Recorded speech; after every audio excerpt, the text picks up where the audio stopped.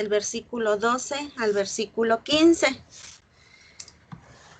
Y vamos a ver qué significan el huerto cerrado, la fuente cerrada, qué significa la fuente de huertos, el viñedo descuidado, el lecho de flores.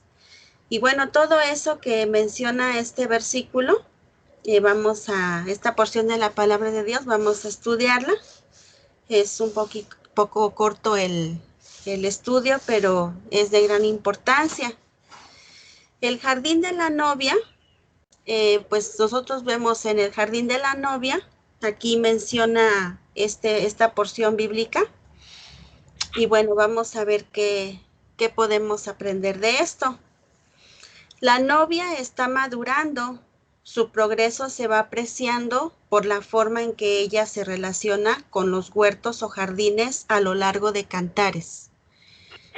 Vemos su madurez de ella por esto, hermanos, por cómo se va relacionando ella con los huertos o jardines en todo este libro de Cantares. En primer lugar, en Cantares 1, versículo 6, vemos la primera mención que se hace es cuando se le compara con un viñedo. Lamentablemente, por estar cuidando a los demás, ella se descuidó a sí misma. Y podemos ver en Cantares 1:6 que dice: no reparéis en que soy morena, porque el sol me miró. Los hijos de mi madre se airaron contra mí, me pusieron a guardar las viñas, y mi viña, que era mía, no guardé. Entonces aquí ella se está comparando con una viña, pero esta viña con la que ella se compara es una viña descuidada, porque no ha tenido tiempo de atenderse a ella misma por estar cuidando a la viña de los demás. Después vemos en Cantares 1:16, dice así: he aquí que tú eres hermoso, amado mío, y dulce, nuestro lecho es de flores. En este versículo vimos a la novia descansando con el amado en un lecho de flores.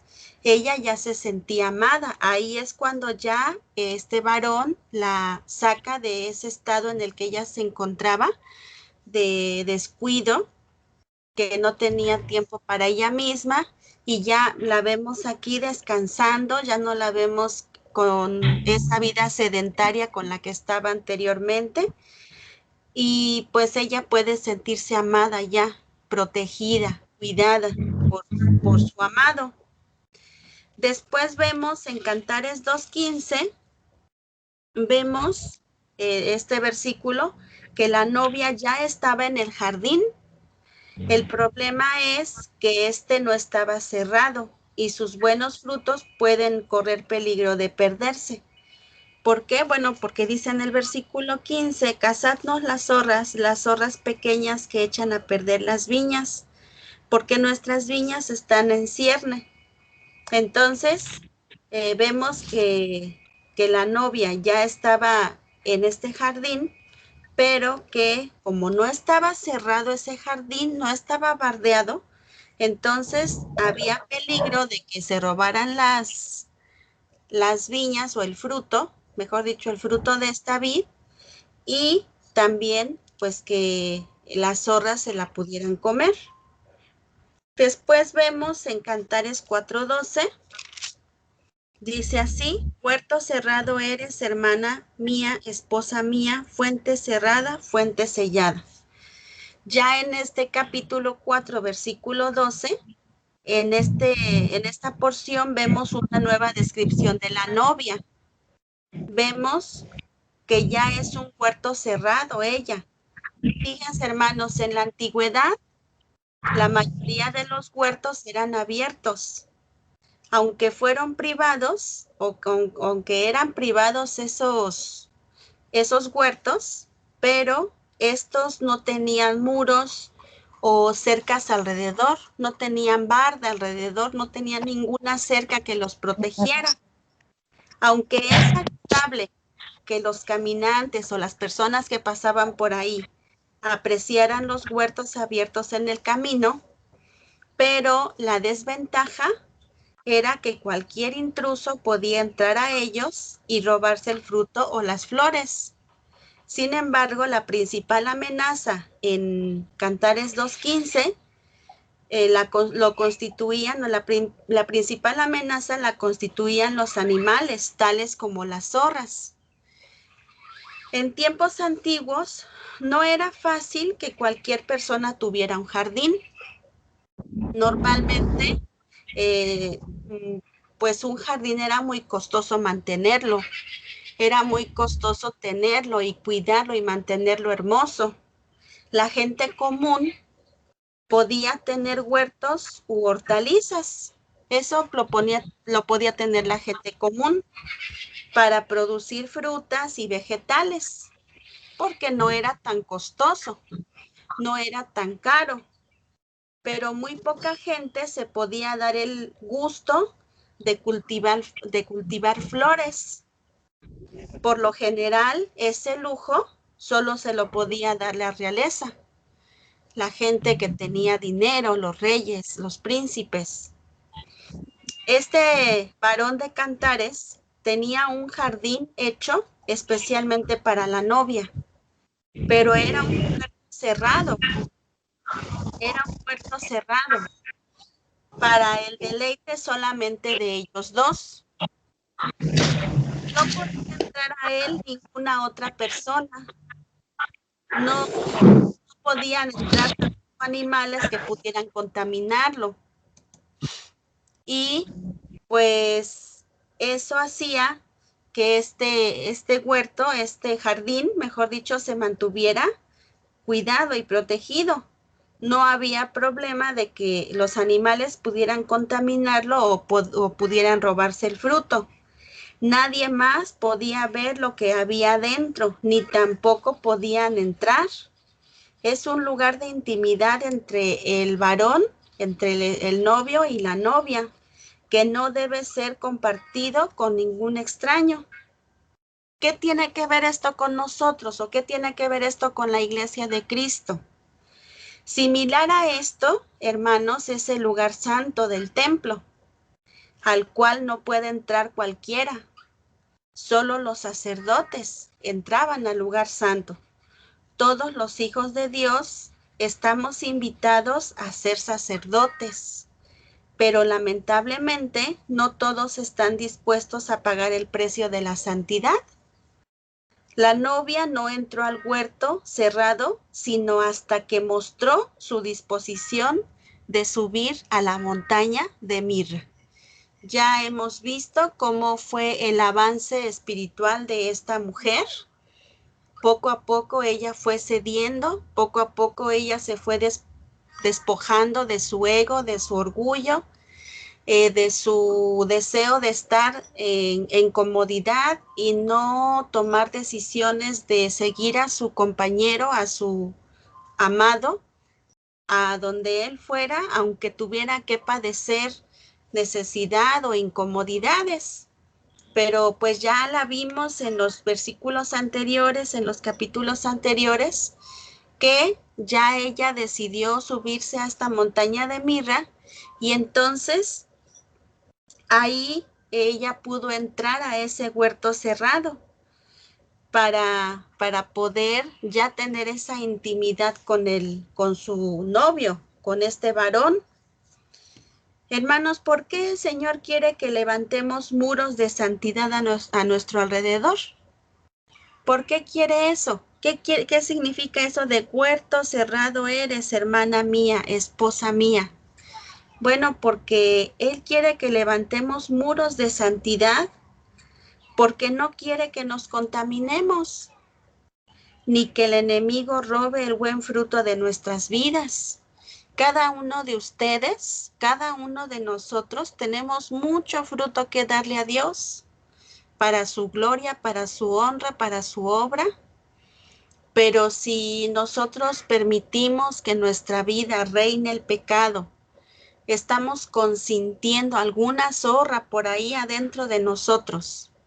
Esto es hablando en sentido figurado. Alguna zorra que quiera echar a perder nuestras viñas, nuestra vida, pues eso no habla de que estamos queriendo cercar nuestra vida con muros de santidad, sino que estamos nosotros consintiendo que exista el pecado en nuestra vida y entonces, pues obviamente no vamos a poder ser nosotros un huerto cerrado. No vamos a poder nosotros tener esa comunión estrecha con Dios porque hay por ahí una abertura en nuestra vida, una ventana, una puerta, o no hay una muralla en nuestra vida que le impida el paso al enemigo, sino que nosotros estemos o estamos consintiendo esa, ese pecado en nuestro corazón, en nuestra vida. Y sabemos, hermanos, que cuando estudiamos este versículo que habla de las zorras pequeñas, pues son los pecados que estamos consintiendo en nosotros. El orgullo, la mentira o no sé, la avaricia, el decir, bueno, yo así soy y no quiero cambiar, y el estar anteponiendo nuestras ideas, nuestro carácter y nuestra manera de ser antes de ser y querer ser moldeados por la palabra de Dios, porque eso va a impedir en nosotros que podamos ser esos huertos cerrados, ese huerto protegido. Y precisamente Dios quiere que nosotros levantemos muros de santidad a nuestro alrededor para que no nos contaminemos, para que el fruto que nosotros podemos llevar a Dios para su gloria, pues no sea robado por el enemigo. Cuando el enemigo ve que nosotros estamos dándole a Dios la gloria, la honra y estamos llevando fruto para Él, siempre va a poner o siempre van a haber en nuestra vida tentaciones para que nosotros caigamos en ese pecado y entonces ese fruto ya no podamos llevarlo para Dios. Esto habla de lo importante que es para nosotros ser ese huerto cerrado y lo importante que significó para la novia que este varón le dijera a ella, ya tú eres un huerto cerrado. Antes querías solamente tu comodidad, antes solamente querías solamente tu bienestar, pensabas en ti y solo en ti. Ahora que ya tomaste la decisión de seguirme a donde quiera que yo vaya, ahora que ya despojaste y renunciaste a tu zona de confort, ahora sí ya eres un huerto cerrado. Ahora sí ya eres una persona que está queriendo seguirme y que está levantando alrededor de sí misma esas paredes para que el huerto ya sea un huerto cerrado y pueda tener una comunión estrecha con Él, íntima con Él. ¿Cuál es este muro que debemos levantar, hermanos? La obediencia a los mandamientos de Dios. Si le obedecemos, nos irá bien. Sobre todo, la obediencia nos permitirá estar cerca de Dios, pues como dice la palabra en Hebreos 12, 14 al 15, sin santidad nadie puede ver al Señor. Entonces, este es el muro que Dios quiere que levantemos alrededor de nosotros. Los mandamientos de Dios y la obediencia a esos mandamientos, por muy a veces pudiéramos pensar descabellados que se vean, ¿verdad? Muy absurdos. Por ejemplo, algo que me costó mucho trabajo entender a mí era ese versículo que dice, espera en silencio la salvación de Jehová. Espera en silencio. Y yo decía, pero ¿cómo en silencio? Yo tengo que hacer algo para componer mi situación, pero a veces los mandamientos de Dios pues nos parecen un poco contrarios a lo que como humanos creemos o pensamos. Cuando se nos dice, perdona a tu enemigo, ora por él, dale de comer, dale de beber, bendícelo, no lo maldigas, bendice a tu enemigo. Cuando, cuando el Señor nos dice que busquemos primeramente su reino y que las demás cosas serán añadidas. Y a veces cuando estamos buscando su reino, a veces vienen los problemas económicos, vienen la falta de dinero, la falta de ventas y pues a veces aparentemente cuando estamos en el camino de Dios obedeciéndole, a veces las cosas no son contrarias, pero Dios quiere en su palabra que nosotros le sigamos por fe, no por vista, no por lo que estamos viendo, no por lo que me está pasando. Si me está pasando todo bien, bueno, le sigo y le creo, y si no, pues voy a hacer las cosas a mi manera, porque tendemos a ser así los seres humanos, ¿verdad? A querer arreglar las cosas, sentirnos autosuficientes. Pero nosotros tenemos que, pues, obedecer los mandamientos del Señor, creer en Él, confiar en Él, que Él proveerá. Y si algo me sale mal, voy a seguir confiando en Dios. Y si en algo no está resultando lo que yo pensaba, bueno, no importa, Dios tiene el control de las cosas y Él sabe por qué está pasando, pero yo voy a seguir confiando en Él y voy a seguir obedeciéndole, porque pues Él me pide que yo crea en Él y que yo le obedezca. Este versículo se encuentra en Hebreos capítulo 12 del versículo 14 al 15, que dice: seguid la paz con todos y la santidad, sin la cual nadie verá al Señor. Mirad bien, no sea que alguno deje de alcanzar la gracia de Dios, que brotando alguna raíz de amargura os estorbe y por ella muchos sean contaminados. Cuando yo desobedezco a Dios, no solamente me está perjudicando a mí, sino que yo estoy arrastrando y mostrándole a la gente que no hay que obedecer a Dios. Por ejemplo, como papás, como mamá, yo, ¿qué le estoy enseñando a mi hija? Cuando yo quiero hacer mi propia voluntad, eso le estoy enseñando a ella. Cuando yo estoy renegando, quejándome todo el tiempo, ella me está viendo y la gente que me está viendo, pues dice, a lo mejor si soy una persona que influye en los demás, dice, pues hay que quejarse. Y empezamos a enseñarle a la gente que hay que quejarse y quejarse y quejarse. Y nuestros hijos ven y aprenden.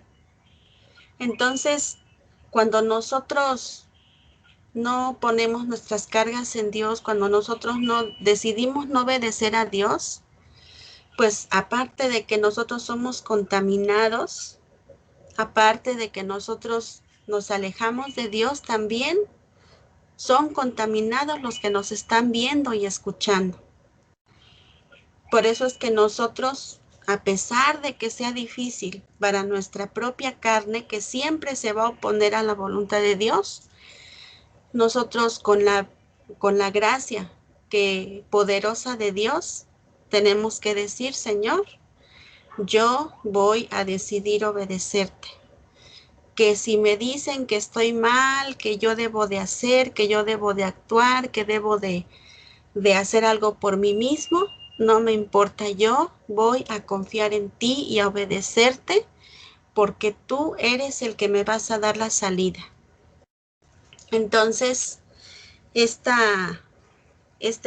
pasaje bíblico nos habla de eso, de que nosotros debemos de construir esas murallas alrededor de nosotros en obediencia a Dios, para que nuestra comunión con Dios no se arruine, no se apague, y para que también demos un buen testimonio con la gente que nos está viendo, con la gente que nos está observando, con nuestros hijos.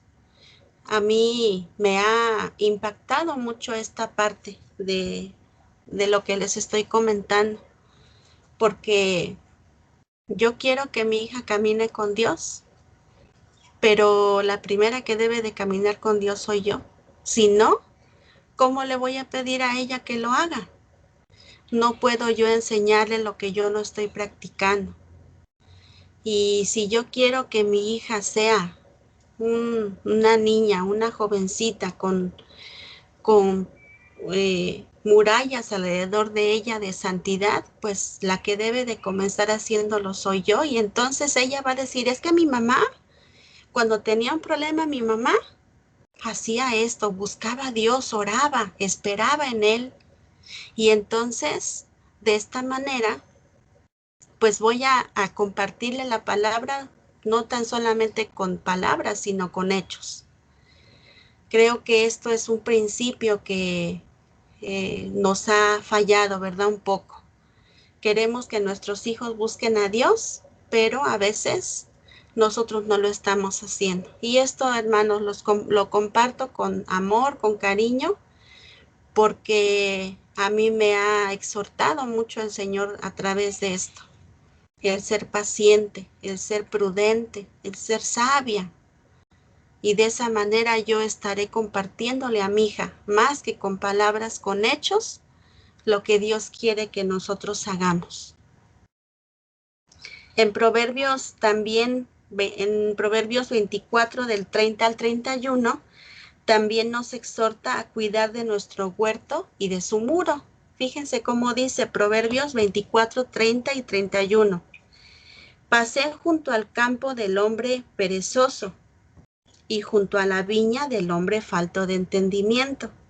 Y he aquí que por toda ella habían crecido los espinos, ortigas habían ya cubierto su faz. ¿Y qué dice ahí más adelante? Y su cerca de piedra estaba ya destruida. Fíjense cómo se da aquí esta porción bíblica, cómo nos enseña tanto. Habla acerca de un hombre perezoso y habla acerca de un hombre falto de entendimiento. La viña de este hombre, perezoso y falto de entendimiento, en primer lugar, estaba tan descuidada porque en ella había espinos, ortigas. Nosotros sabemos lo que es la ortiga. La ortiga es una hierba que la toca uno y lastima la piel. Es una hierba mala. Había espinos, había ortigas y ya la ortiga había cubierto su faz, estaba totalmente lleno de de maleza esta viña. Y lo peor de esta situación es que la cerca de esta viña ya estaba destruida.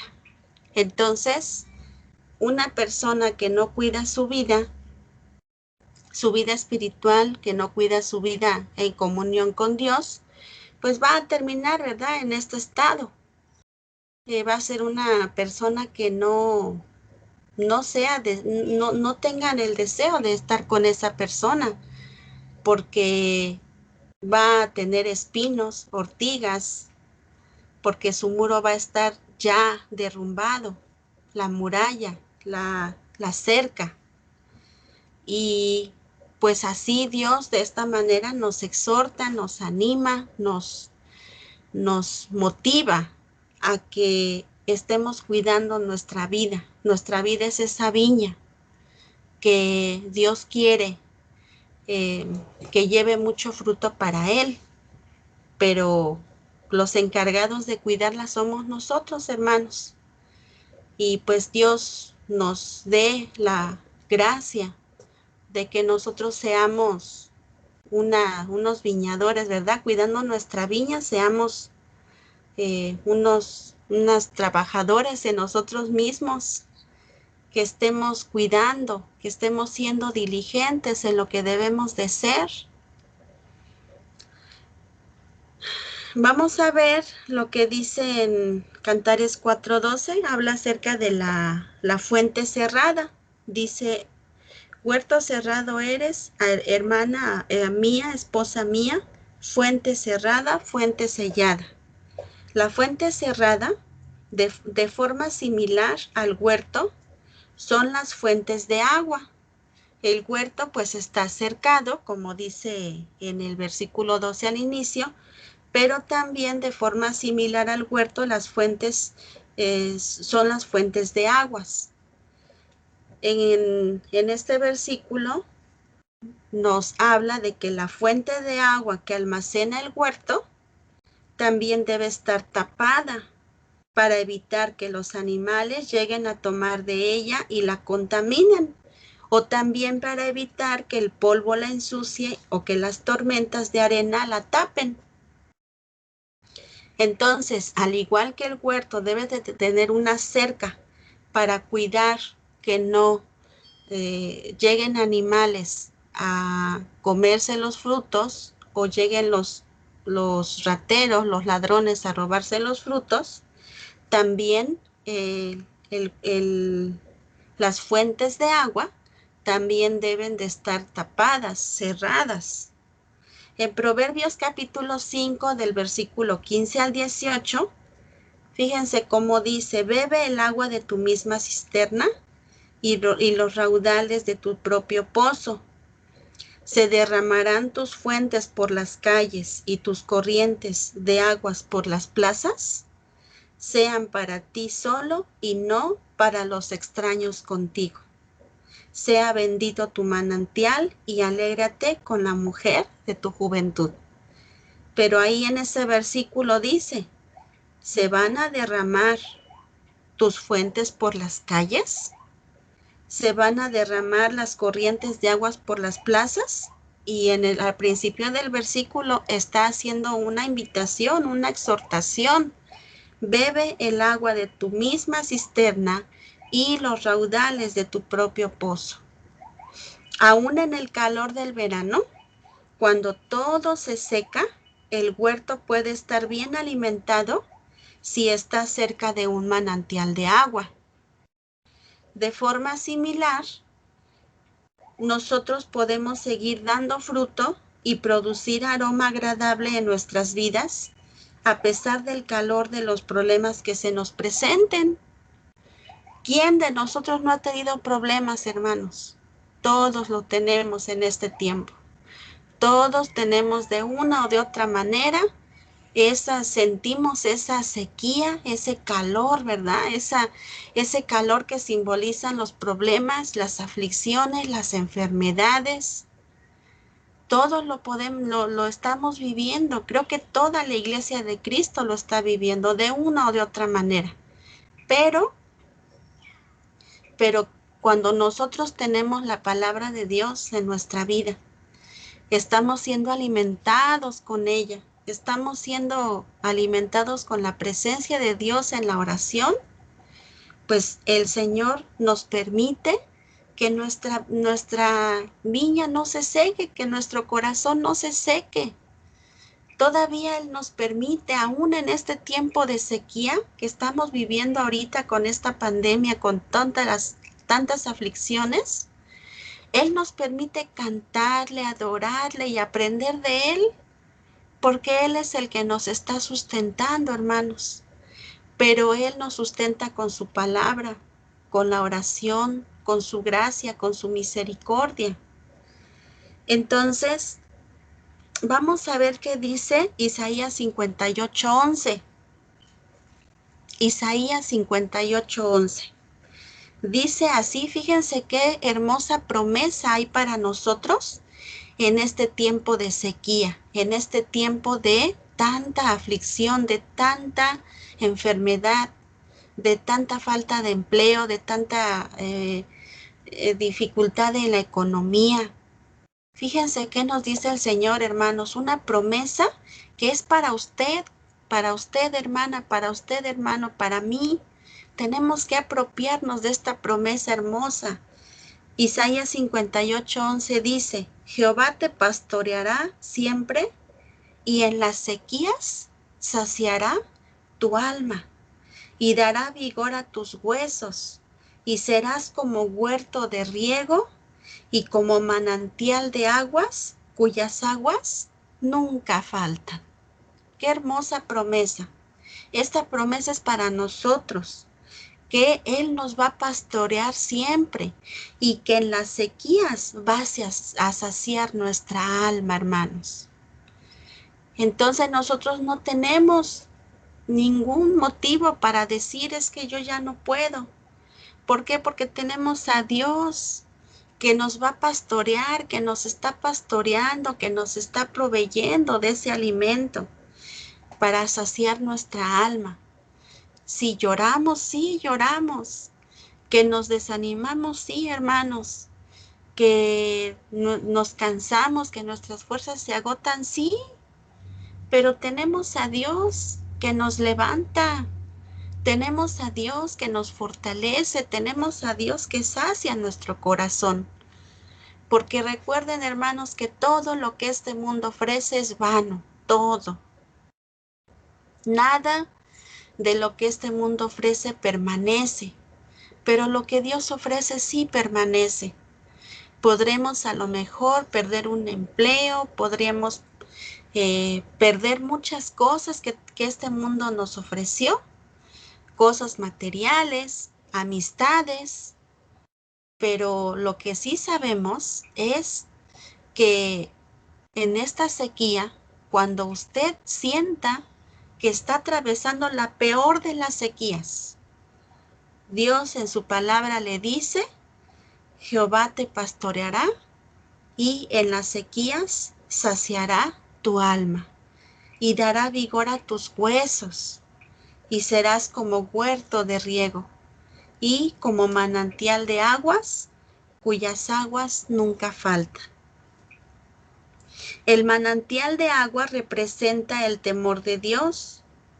El temor no es lo mismo que miedo, ya lo vimos los días lunes. El temor no es lo mismo que miedo, sino que es el respeto que nos lleva a la obediencia. Cuando nosotros estamos obedeciendo a Dios, cuando nosotros tenemos la tentación, estamos en una encrucijada, estamos en un camino que estamos en un lugar y nos encontramos con un camino a la izquierda y otro a la derecha.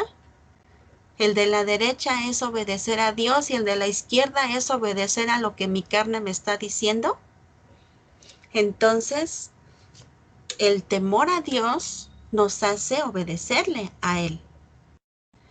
Es la obediencia, el gozo, el respeto para obedecer a Dios. Sí, porque sabemos las consecuencias de nuestra desobediencia. Sabemos que pues desobedecemos y hacemos lo que nosotros queremos, pero eso nos va a traer una consecuencia en nuestra vida.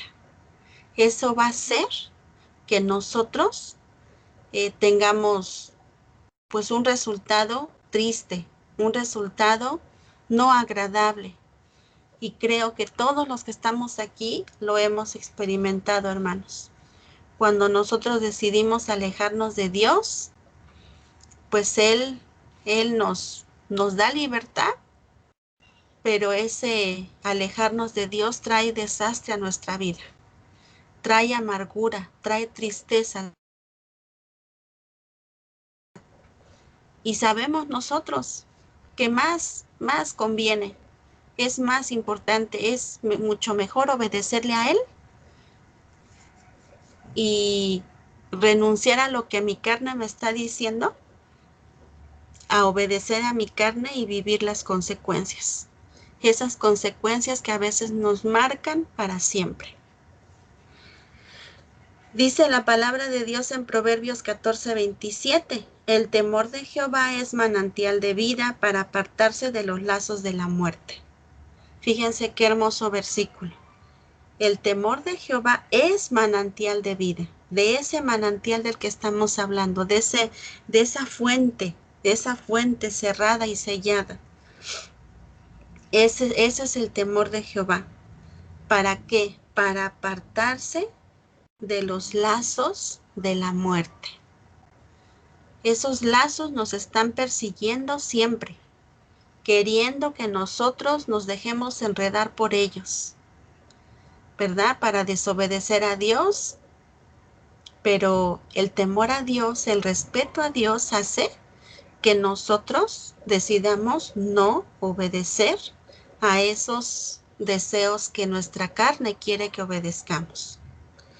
Bueno, lo opuesto al miedo es la confianza. Temer a Dios es creer en Él, confiar en Él. Aunque mi carne diga que es absurdo, yo debo de confiar en Él y creer en lo que Él me está diciendo.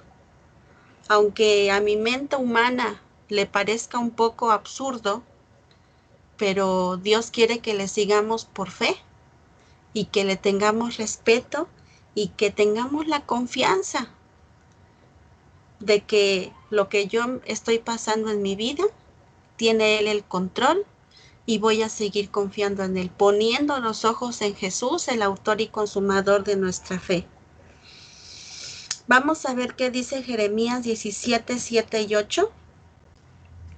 Jeremías 17, 7 y 8 dice: bendito el varón que confía en Jehová y cuya confianza es Jehová, porque será como el árbol plantado junto a las aguas, que junto a la corriente echará sus raíces y no verá cuando viene el calor, sino que su hoja estará verde y en el año de sequía no se fatigará ni dejará de dar fruto.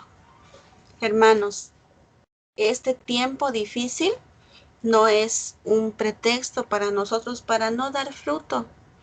Tenemos que dar fruto para Dios, para el Señor, aunque estemos en pandemia, aunque estemos en casa, pues podemos seguirle dando fruto al Señor, orando por los demás, hablando por teléfono. Hermano, hermana, ¿cómo está? ¿Cómo se encuentra? ¿Verdad? Que quiero orar con usted. Ustedes lo pueden hacer, hermanos, lo podemos hacer todos nosotros por medio de una llamada. ¿Cuántas veces estamos pensando, no, pues fulana de tal, fulano, tal hermano no se conecta? Bueno, hay que llamarle. No es solamente trabajo del pastor, no es trabajo de una persona que está al frente, es una responsabilidad de todos. Ustedes son personas con mucha gracia de Dios y Dios puede usar sus vidas en este tiempo para hacer de bendición a los que los rodean. Ahora vamos a ver lo que significa el pozo. En el versículo 15 hace también referencia a otro origen del agua. En Cantares 4:15 dice: fuente de huertos, pozo de aguas vivas que corren del Líbano. A diferencia de una fuente que puede secarse en una época de sequía severa, el agua de un pozo es más constante, dado que la fuente de agua es muy profunda. Los pozos que no son muy profundos pueden tener agua contaminada, dependiendo que tenga la tierra donde están. Pero mientras más profundo sea el pozo, más pura será el agua. La mejor es la que pasa por debajo de la capa de la roca, de la capa de roca. Esa es la mejor agua. Si queremos encontrar esas aguas vivas en nuestra vida, debemos cavar profundo y sacar lo que está bloqueando la bendición de Dios. Fíjense qué hermoso le dijo este varón a esta mujer. Le dijo que ella era fuente de huertos, pozo de aguas vivas. O sea, quiere decir que esta mujer ya estaba teniendo una relación muy fuerte con él. Su comunión y su relación con él era tan, pero tan estrecha. Ella ya no buscaba su propia voluntad, ella ya buscaba agradarle a él, que él empieza a decir que ella es una fuente de huertos, es un pozo de aguas vivas. Muchas veces en la vida cristiana estamos secos, pero no nos damos cuenta. ¿Cómo nos damos cuenta si estamos secos o no? ¿Cómo podemos darnos cuenta de eso? Por el fruto de nuestras vidas. La clave para volver a tener agua es reconocer que uno la necesita y buscarla. De lo contrario, nos secamos sin darnos cuenta. Entonces, vamos a ver qué dice en Isaías 41, 17 y 18. Isaías 41, 17 y 18 dice, los afligidos y menesterosos buscan las aguas, y no las hay. Seca está de sed su lengua. Yo Jehová los oiré, yo el Dios de Israel no los desampararé. En las alturas abriré ríos y fuentes en medio de los valles. Abriré en el desierto estanques de aguas y manantiales de aguas en la tierra seca. Aquí hay otra promesa para cuando nos sentimos afligidos, menesterosos, cuando sentimos que estamos secos por dentro. ¿Qué dice el Señor? Los afligidos y los menesterosos buscan las aguas y no las hay. ¿Por qué dice esto, hermanos? Porque normalmente los afligidos y menesterosos, una persona necesitada, una persona que siente en su corazón sequía, busca saciar su sed con las cosas que este mundo ofrece. Dinero, trabajo, el amor en una pareja, no sé, viajes, comprarse alguna cosa, una casa, etcétera. Pero por eso es que dice aquí, buscan las aguas, pero ahí no hay. En este desierto jamás vamos a poder encontrar algo que sacie nuestra alma, ¿verdad? Y cómo está, dice, seca está de sed su lengua. Pero qué hermosa promesa, dice, yo Jehová los oiré. Ah, pues ahí está la diferencia. Cuando yo siento que estoy seca por dentro, cuando yo estoy afligida y menesterosa por todo lo que este desierto me está haciendo pasar, clamemos a Dios porque Él promete en su palabra, yo los oiré. Yo, el Dios de Israel, no los desampararé. No es algo, no somos un caso perdido cuando nos encontramos en esa situación, hermanos. Porque dice Dios, yo los oiré, yo no los voy a desamparar. Aunque estén secos, aunque estemos, que ya no podamos dar un paso, dice, yo no los desampararé. Dice, en la altura, en las alturas, en un lugar muy fuera de este mundo, dice, abriré ríos y fuentes en medio de los valles. Y dice, y en el desierto estanques de aguas. Hermanos, algo que debemos de tener bien claro es que en este mundo jamás vamos a poder encontrar algo que satisfaga nuestro corazón, nuestra alma. Esas aguas que satisfacen solamente pueden venir de arriba, de los cielos, en las alturas, donde está Dios, ahí sí. En ese lugar es donde se encuentra lo que satisface nuestro corazón. En el último día de la fiesta de los tabernáculos, Jesús habló de esta fuente de agua viva. En Juan capítulo 7, del 37 al 38 dice, en el último y gran día de la fiesta, Jesús se puso en pie y alzó la voz, diciendo, si alguno tiene sed, ¿qué dice? Venga a mí y beba. ¿Cuántos de nosotros no hemos sentido esa sed? Todos la hemos sentido. Una sed que este mundo jamás va a poder quitarnos. Una sed que este mundo jamás va a poder saciar, jamás.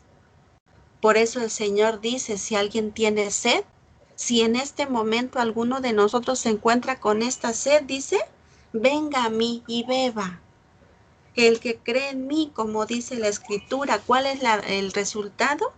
De su interior correrán ríos de agua viva. Entonces, hermanos, el Señor quiere que su esposa, su novia, su iglesia, sea eso. Huerto cerrado, fuente cerrada y pozo de agua viva. Eso quiere que seamos. Pero si nosotros queremos ser ese huerto cerrado, esa fuente cerrada y ese pozo de agua viva, tenemos que acercar alrededor de nosotros con la obediencia a Dios. Y tenemos que buscar aquel que sacia con agua viva, que es Cristo, solamente Él.